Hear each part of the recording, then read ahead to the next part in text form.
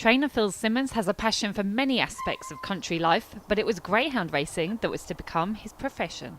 Well, I was working over in Ireland in my 40s, and I was hunting a pack of foxhounds over there, and greyhound racing's a big scene over there, and coursing. So the people I mixed with were all doing that, so we had a couple of greyhounds, and when I came back from Ireland, I went to Romford in the late 90s and thought I'd like to be a Romford trainer one day. Never think I would. So in a way, I suppose you could say I've achieved my aim. Do you enjoy life at Romford? Romford's great. Very busy, great lot of trainers, great lot of people, keep you up to your mark. Yeah, I really enjoy it. It's quite a change in life in your 40s to go from not really having any involvement in greyhounds to everything you've got today. Yeah, I sort of, you've got to plan your life accordingly, you know. I mean, I wanted to be a farmer in my young days, but it wasn't enough for me. So horses became a major part of my life, and the hounds and everything. So I've always worked with animals. And then if you're going to do greyhounds, you should do them at the top of your ability. And you need to be at one of these bookmaker-owned tracks, really, I suppose, because they pay the best money. So Romford's just great for me. It's been commented on Racing Post TV before that you're very well spoken, Phil. Have a lovely voice. What's your personal background? Well, I lost my dad when I was a small boy, and I was sent away, and I went to a minor public school, so it does come out now and again. Public schoolboy training greyhounds, that's not too common, is it? It was years ago, you know, we're only ordinary blokes, aren't we, at the end of the day? But I suppose I can put 10 words together. You've got a lovely training facility here. Tell us a bit about the number of dogs, kennels, paddocks, that sort of thing. Yeah, we try and run about 60, 65 races here. Obviously, you've always got a certain amount in season or minor injuries. We try and get as many rehomed as possible quickly. Your kennels are lovely, spacious, clean, really nice That's kennels. really kind of you to say so, but you know, we have got a fair bit of staff here, and they're all very, very up to the mark, and I think they take a pride in what they do. You know, we don't profess to be the best trainers, but dogs have to have a certain quality of life, and I won't lower my standards. I still give breakfasts. The dogs get plenty of exercise. They're let out late at night, and that takes people to do it. I can't do it. I'm past it, but I'm really proud of them. The dogs are certainly happy. They have really big paddocks that every single one gets a chance to run around in every day. And you also have these feeding stations set up, which makes your life easier and theirs.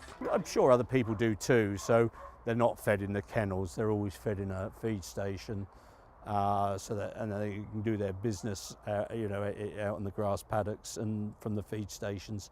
So yeah, it works well. We can get home with 15 runners on a night, and each dog has a feed station to go into, so getting done and put the dogs to bed is fairly quick. It's not just greyhounds here. You've clearly got a love of all dogs, in particular Beagles. How many Beagles do you have here? The Beagles have been here. They've been in Cambridge for over 150 years. And when I came here, the part of my getting the kennels here was obviously look after the Beagles. And it's worked well, but you know, beagling as we used to do it years ago is banned, but we still are allowed to go out and still go hunting. We have to lay a trail now, and then students from the university come out and hunt with us, gets them out in the fresh air, teaches them a bit of country life. We don't want to rub people's noses in it, so we go out into the areas of countryside where there's a bit of room, try and stay away from urban developments, and they go out 3 times a fortnight. So yeah, I just think we chuck our heritage away. We treat it very frivolously, and you know, it'd be a shame to let the Beagles completely disband, because in the next couple of generations there might be somebody who wants to continue doing it. So, you know, yeah, I'm proud to be able to say that I'm a major part of their lives.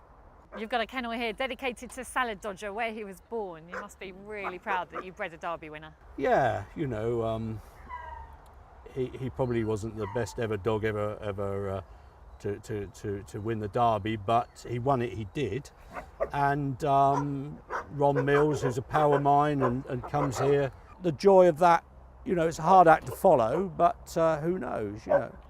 You are currently and always have done a lot of British breeding here. Why is that? Is it purely to stock your kennel, or is it a passion for breeding? Yeah, breeding is a very expensive thing to do, and you do need the room to do it. I love doing it. I don't do it to prove anything. I love rearing puppies and getting puppies on the track and seeing them progress into race dogs. It probably would be cheaper if you source your dogs from over the water, but it's nothing like a homebred. And us breeders, when we get together, we all talk about our hopes and dreams, and it doesn't have to be me that wins a big competition, but for a British bred dog, I'm always thrilled. What are your ambitions left in the sport? You know, I'm content with what I've done. I don't feel that I've got a void in greyhound racing. I want the people around me to be successful. When you employ young people, they love going racing. They love going open racing especially. So for Luke and Nathan, you know, going to Nottingham on a Monday or Central Park on a Sunday or a Wednesday, going down to Hove, and having a dog good enough to go in a Cat 1 is great. We all want to win, but you know, it's putting on a good show at Romford's important to me because we're Romford trainers, and mixing with the likes of Mark and Kevin Hutton and people like that, and taking them on, it gives me a great thrill.